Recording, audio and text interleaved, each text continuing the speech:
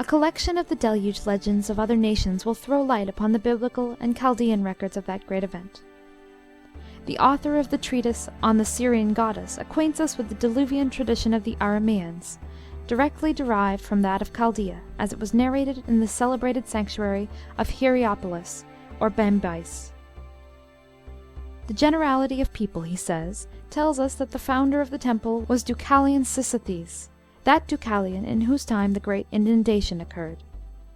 I have also heard the account given by the Greeks themselves of Deucalion. The myth runs thus: the actual race of men is not the first, for there was a previous one, all the members of which perished.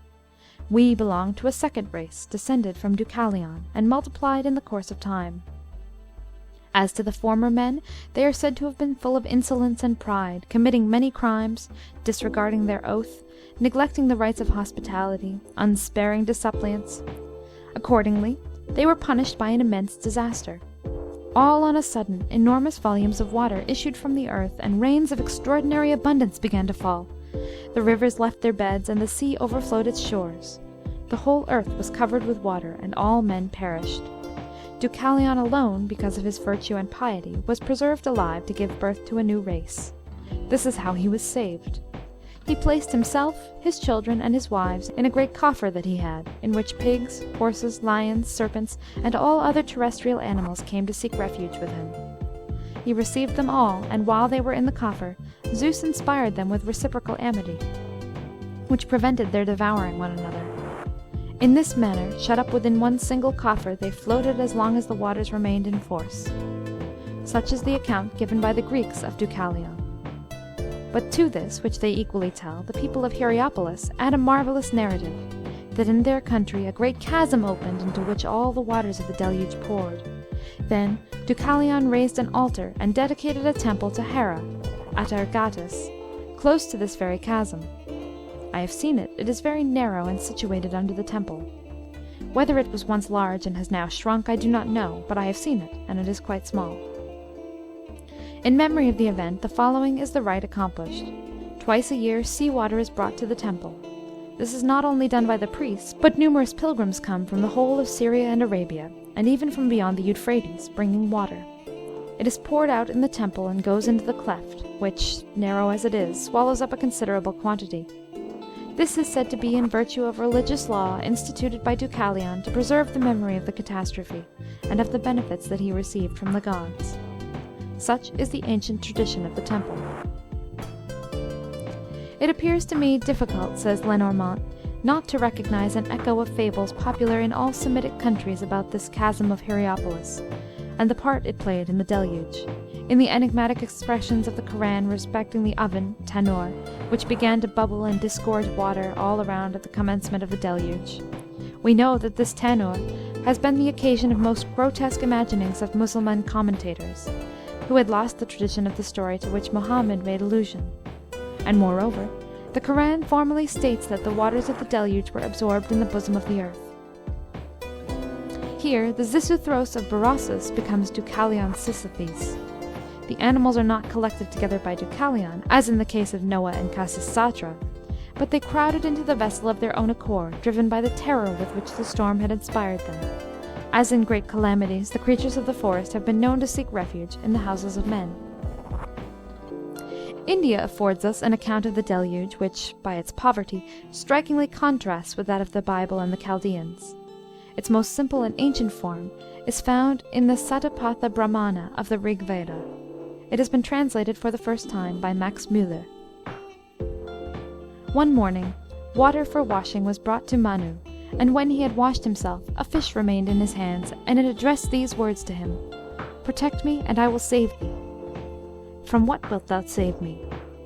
"A deluge will sweep all creatures away. It is from that I will save thee." "How shall I protect thee?" The fish replied, "While we are small we run great dangers, for fish swallow fish. Keep me at first in a vase. When I become too large for it, dig a basin to put me in. When I shall have grown still more, throw me into the ocean, then I shall be preserved from destruction." Soon it grew a large fish. It said to Manu, "The very year I shall have reached my full growth, the deluge will happen. Then build a vessel and worship me." When the waters rise, enter the vessel, and I will save thee." After keeping him thus, Manu carried the fish to the sea. In the year indicated, Manu built a vessel and worshipped the fish, and when the deluge came, he entered the vessel. Then the fish came swimming up to him, and man fastened the cable of the ship to the horn of the fish, by which means the latter made it pass over the mountain of the north. The fish said, "I have saved thee. Fasten the vessel to a tree, that the water may not sweep it away while thou art on the mountain, and in proportion as the waters decrease, thou shalt descend." Manu descended with the waters, and this is what is called the descent of Manu on the mountain of the north. The deluge had carried away all creatures, and Manu remained alone. There is another form of the Hindu legend in the Puranas. Lenormant says, "We must also remark that in the Puranas it is no longer Manu Vaivasata that the divine fish saves from the deluge, but a different personage, the king of the Dastas, i.e. fisher, Satiravata, the man who loves justice and truth, strikingly corresponding to the Chaldean Khasisatra. Nor is the Puranic version of the legend of the deluge to be despised, though it be of recent date, and full of fantastic and often puerile details. In certain aspects it is less Aryanized than that of the Ramana or than the Mahabharata, and above all it gives some circumstances omitted in these earlier versions, which must yet have belonged to the original foundation, since they appear in the Babylonian legend, a circumstance preserved no doubt by the oral tradition, popular and not Brahmanic, with which the Puranas are so deeply imbued. This has already been observed by Pictet, who lays due stress on the following passage of the Bhagavata Purana. "In 7 days, said Vishnu to Satiravata, the 3 worlds shall be submerged. There is nothing like this in the Brahmana, nor the Mahabharata. But in Genesis the Lord said to Noah, Yet 7 days, and I will cause it to rain upon the earth. And a little farther we read, After 7 days the waters of the flood were upon the earth. Nor must we pay less attention to the directions given by the fish god to Satiravata for the placing of the sacred scriptures in a safe place, in order to preserve them from the Hayagriva, a marine horse dwelling in the abyss. We recognize in it, under an Indian garb, the very tradition of the interment of the sacred writings at Sippara by Khasisatra, such as we have seen it in the fragment of Berosus. The references to the 3 worlds and the fish god in these legends point to Atlantis. The 3 worlds probably refers to the great empire of Atlantis, described by Plato, to wit, the western continent America, the eastern continent, Europe and Africa, considered as one, and the island of Atlantis. As we have seen, Poseidon, the founder of the civilization of Atlantis, is identical with Neptune, who is always represented riding a dolphin, bearing a trident or 3-pronged symbol in his hand, emblematic probably of the Triple Kingdom. He is thus a sea god or fish god, and he comes to save the representative of his country. And we have also a new and singular form of the legend in the following.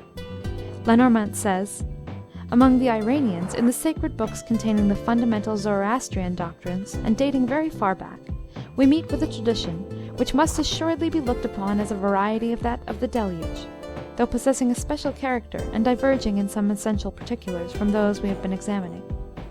It relates how Yima, who in the original and primitive conception was the father of the human race, was warned by Ahura Mazda, the good deity, of the earth being about to be devastated by a flood. The god ordered Yima to construct a refuge, a square garden, vara, protected by an enclosure, and to cause the germs of men, beasts, and plants to enter it, in order to escape annihilation. Accordingly, when the inundation occurred, the garden of Yima, with all that it contained, was alone spared, and the message of safety was brought thither by the bird Karshipta, the envoy of Ahura Mazda. Venudid, Volume 2, page 46. This clearly signifies that prior to the destruction of Atlantis, a colony had been sent out to some neighboring country. These emigrants built a walled town, and brought to it the grains and domestic animals of the mother country, and when the island of Atlantis sunk in the ocean, a messenger brought the terrible tidings to them in a ship. The Greeks had 2 principal legends as to the cataclysm by which primitive humanity was destroyed. The first was connected with the name of Ogyges, the most ancient of the kings of Boeotia or Attica, a quite mythical personage, lost in the night of ages, his very name seemingly derived from one signifying deluge in Aryan idioms, in Sanskrit, Anga. It is said that in his time the whole land was covered by a flood, whose waters reached the sky, and from which he, together with some companions, escaped in a vessel. The second tradition is the Thessalian legend of Deucalion. Zeus, having worked to destroy the men of the age of bronze, with whose crimes he was wroth, Deucalion, by the advice of Prometheus, his father, constructed a coffer in which he took refuge with his wife Pyrrha. The deluge came, the chest or coffer floated at the mercy of the waves for 9 days and 9 nights, and was finally stranded on Mount Parnassus. Deucalion and Pyrrha leave it, offer sacrifice, and according to the command of Zeus, repeople the world by throwing behind them the bones of the earth, namely stones, which change into men. This deluge of Deucalion is, in Grecian tradition, what most resembles a universal deluge. Many authors affirm that it extended to the whole earth, and that the whole human race perished. At Athens, in memory of the event, and to appease the manes of its victims, a ceremony called hydrophoria was observed, having so close a resemblance to that in use at Hierapolis, in Syria, that we can hardly fail to look upon it as a Syro-Phoenician importation, and the result of an assimilation established in remote antiquity between the deluge of Deucalion and that of Khasisatra, as described by the author of the treatise on the Syrian goddess. Close to the temple of the Olympian Zeus, a fissure in the soil was shown, in length but 1 cubit, through which it was said the waters of the deluge had been swallowed up. Thus every year, on the 3rd day of the festival of Anthesteria, a day of mourning consecrated to the dead, that is, on the 13th of the month of Anthesterion, toward the beginning of March, it was customary, as at Bambyce, to pour water into the fissure, together with flour mixed with honey, poured also into the trench dug to the west of the tomb in the funeral sacrifices of the Athenians. In this legend also there are passages which point to Atlantis. We will see hereafter that the Greek god Zeus was one of the kings of Atlantis. The men of the Age of Bronze indicates the civilization of the doomed people. They were the great metallurgists of their day, who, as we will see, were probably the source of the great number of implements and weapons of bronze found all over Europe. Here also, while no length of time is assigned to the duration of the storm, we find that the ark floated but 9 days and nights. Noah was 1 year and 10 days in the ark. Khasisatra was not half that time, while Deucalion was afloat only 9 days. At Megara, in Greece, it was the eponym of the city Megaros, son of Zeus and one of the nymphs, Sithnides, who, warned by the cry of cranes of the imminence of the danger of the coming flood, took refuge on Mount Geranion. Again, there was the Thessalian Cerambos, who was said to have escaped the flood by rising into the air on wings given him by the nymphs, and it was Perurus, son of Aeolus, that Zeus Naios had preserved at Dodona. For the inhabitants of the Isle of Kos, the hero of the deluge was Merops, son of Hyas, who there assembled under his rule the remnant of humanity preserved with him. The traditions of Rhodes only suppose to Telchines those of Crete Sasion to have escaped the cataclysm. In Samothracia, the same character was attributed to Saon, said to be the son of Zeus or of Hermes. It will be observed that in all these legends the name of Zeus, king of Atlantis, reappears. It would appear probable that many parties had escaped from the catastrophe, and had landed at the different points named in the traditions, or else that colonies had already been established by the Atlanteans at those places. It would appear impossible that a maritime people could be totally destroyed. Doubtless many were on shipboard in the harbours, and others going and coming on distant voyages. The invasion of the East, says Baldwin, Prehistoric Nations, page 396, to which the story of Atlantis refers, seems to have given rise to the Panathenæ, the oldest, greatest, and most splendid festivals in honor of Athena celebrated in Attica. These festivals are said to have been established by Eryxthonus in the most ancient times remembered by the historical traditions of Athens. Buch says of them in his commentary on Plato, "In the greater Panathenæ there was carried in procession a peplum of Minerva, representing the war with the giants and the victory of the gods of Olympus. In the lesser Panathenæ they carried another peplum, covered with symbolic devices, which showed how the Athenians, supported by Minerva, had the advantage in the war with the Atlantis." A scholia quoted from Proclus by Humboldt and Buch says, "The historians who speak of the islands of the exterior sea tell us that in their time there were 7 islands consecrated to Proserpine, and 3 others of immense extent, of which the first was consecrated to Pluto, the second to Ammon, and the third to Neptune. The inhabitants of the latter had preserved a recollection, transmitted to them by their ancestors, of the island of Atlantis, which was extremely large, and for a long time held sway over all the islands of the Atlantic Ocean. Atlantis was also consecrated to Neptune. See Humboldt's Histoire de la géographie du Nouveau Continent, Volume 1. No one can read these legends and doubt that the flood was an historical reality. It is impossible that in two different places in the Old World, remote from each other, religious ceremonies should have been established and perpetuated from age to age in memory of an event which never occurred. We have seen that at Athens and Hierapolis in Syria, pilgrims came from a distance to appease the god of the earthquake by pouring offerings into fissures of the earth said to have been made at the time Atlantis was destroyed. More than this, we know from Plato's history that the Athenians long preserved in their books the memory of a victory won over the Atlanteans in the early ages, and celebrated it by national festivals, with processions and religious ceremonies. It is too much to ask us to believe that biblical history, Chaldean, Iranian, and Greek legends signify nothing, and that even religious pilgrimages and national festivities were based upon a myth. I would call attention to the farther fact that in the deluge legend of the Isle of Kos, the hero of the affair was Merops. Now we have seen that according to Theopompus, one of the names of the people of Atlantis was Meropes. But we have not reached the end of our flood legends. The Persian Magi possessed a tradition in which the waters issued from the oven of an old woman. Muhammad borrowed this story, and in the Koran he refers to the deluge as coming from an oven. All men were drowned save Noah and his family, and then God said, O earth, swallow up thy waters, and thou, O heaven, withhold thy rain. And immediately the waters abated. In the bardic poems of Wales, we have a tradition of the deluge which, although recent, under the concise forms of the triads, is still deserving of attention. As usual, the legend is localized in the country, and the deluge counts among 3 terrible catastrophes of the island of Prydian, or Britain, the other 2 consisting of devastation by fire and by drought. The first of these events, it is said, was the eruption of Gingilion, or the Lake of Waves, and the inundation, Bavd, of the whole country, by which all mankind was drowned, with the exception of Dvifam and Dvifach, who saved themselves in a vessel without rigging, and it was by them that the island of Prydian was repeopled.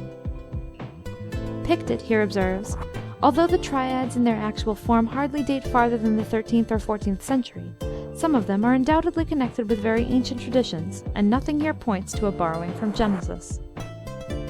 But it is not so, perhaps, with another triad, speaking of the vessel Nephidnaf Nephion, which at the time of the overflow of Gion bore a pair of all living creatures, and rather too much resembles the Ark of Noah. The very name of the patriarch may have suggested this triple epithet, obscure as to its meaning, but evidently formed on the principle of Cymric alliteration. In the same triad we have the enigmatic story of the horned oxen, Uchain Banob, of Hu the Mighty, who drew out of Gion the avanc, beaver or crocodile, in order that the lake should not overflow. The meaning of these enigmas could only be hoped from deciphering the chaos of barbaric monuments of the Welsh Middle Age, but meanwhile we cannot doubt that the Cymri possessed an indigenous tradition of the deluge. We also find a vestige of the same tradition in the Scandinavian Ealda. Here the story is combined with the cosmogonic myth. The 3 sons of Bor, Otin, Vili, and Ve, grandsons of Buri, the first man, slay Ymir, the father of the Hrimthursa, or ice giants, and his body serves them for the construction of the world. Blood flows from his wounds in such abundance that all the race of giants is drowned in it except Bergelmir, who saves himself with his wife in a boat and reproduces the race. In the Edda of Zymund, the Vala's prophecy, we seem to catch traditional glimpses of a terrible catastrophe which reminds us of the Chaldean legend. Then trembles Yggdrasil's ash yet standing, groans that ancient tree, and the Jötun Loki is loosed. The shadows groan on the ways of Hel, the goddess of death, until the fire of Surt has consumed the tree. Hurm steers from the east, the waters rise, the mundane snake is coiled in Jötun rage. The worm beats the water and the eagle screams, the pale of beak tears carcasses, The ship Nalgfar is loosed. Surt from the south comes with flickering flame, shines from his sword the Valgod's sun. The stony hills are dashed together, the giantesses totter, men tread the path of Hel, and heaven is cloven. The sun darkens, earth in ocean sinks, fall from heaven the bright stars. Fire's breath assails the all-nourishing, towering fire plays against heaven itself. Egypt does not contain a single allusion to the flood. Lenormant says, "While the tradition of the deluge holds so considerable a place in the legendary memories of all branches of the Aryan race, the monuments and original texts of Egypt, with their many cosmogonic speculations, have not afforded one even distant allusion to this cataclysm. When the Greeks told the Egyptian priests of the deluge of Deucalion, their reply was that they had been preserved from it as well as from the conflagration produced by Phaethon. They even added that the Hellenes were childish in attaching so much importance to that event, as there had been several other local catastrophes resembling it. According to a passage in Manetho, much suspected, however, of being an interpolation, Thoth, or Hermes Trismegistus, had himself, before the cataclysm, inscribed on stelae, in hieroglyphical and sacred language, the principles of all knowledge. After it, the second Thoth translated into the vulgar tongue the contents of these stelae. This would be the only Egyptian mention of the deluge, the same Manetho not speaking of it in what remains to us of his dynasties, his only complete authentic work.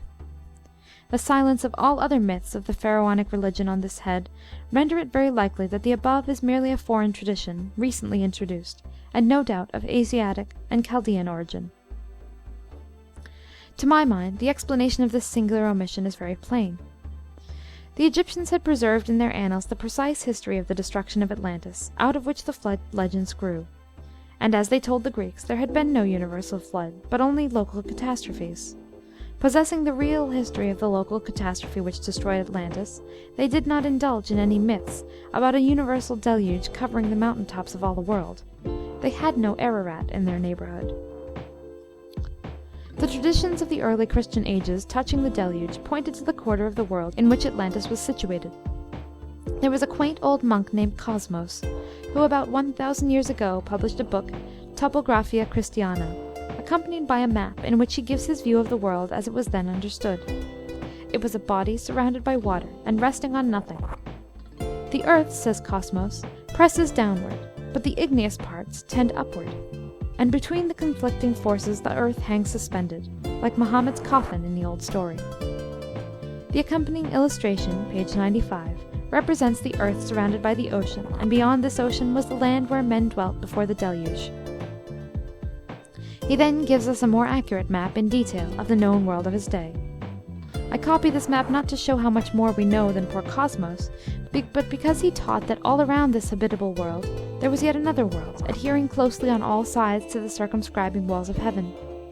Upon the eastern side of this transmarine land he judges man was created, and that there the paradise of gladness was located, such as here on the eastern edge is described, where it received our first parents, driven out of paradise, to that extreme point of land on the seashore.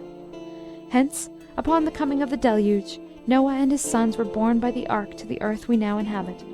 The 4 rivers he supposes to be gushing up the spouts of paradise. They are depicted on the above map. O is the Mediterranean Sea, P the Arabian Gulf, L the Caspian Sea, Q the Tigris, M the river Pison, and J the land where men dwelt before the flood. It will be observed that while he locates paradise in the east, he places the scene of the deluge in the west, and he supposes that Noah came from the scene of the deluge to Europe. This shows that the traditions in the time of Cosmos looked to the west as the place of the deluge, and that after the deluge, Noah came to the shores of the Mediterranean. The fact, too, that there was land in the west beyond the ocean is recognized by Cosmos, and is probably a dim echo from Atlantean times. The following rude cut from Cosmos represents the high mountain in the north, behind which the sun hid himself at night, thus producing the alternations of day and night. His solar majesty is just getting behind the mountain, while Luna looks calmly on at the operation. The mountain is as crooked as Culhuacan, the crooked mountain of Aztlan described by the Aztecs.